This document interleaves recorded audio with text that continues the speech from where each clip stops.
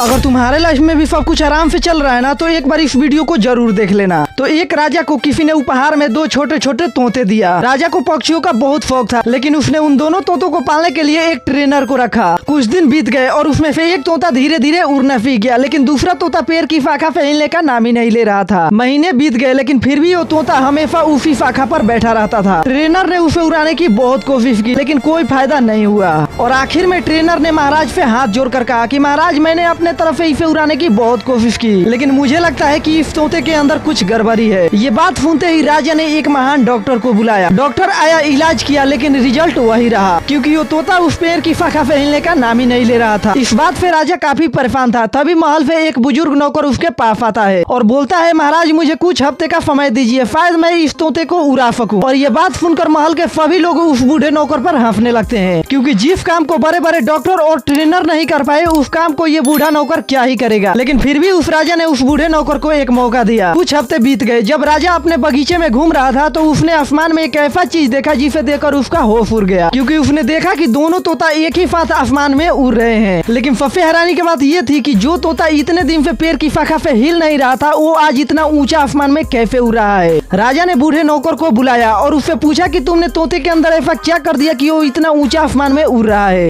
तभी बूढ़ा नौकर मुस्कुराया और बोला कि महाराज, मैंने उस पेड़ की शाखा को काट दिया जिस पर तोता हर दिन बैठता था। यानी नौकर के कहने का मतलब था कि कभी कभी हमारे अंदर उड़ने की क्षमता तो बहुत होती है, लेकिन हम उस एक जगह को छोड़ना नहीं चाहते जहां हमें बहुत आराम मिलती है, जबकि असल में वो हमारी सबसे बड़ी रुकावट होती है।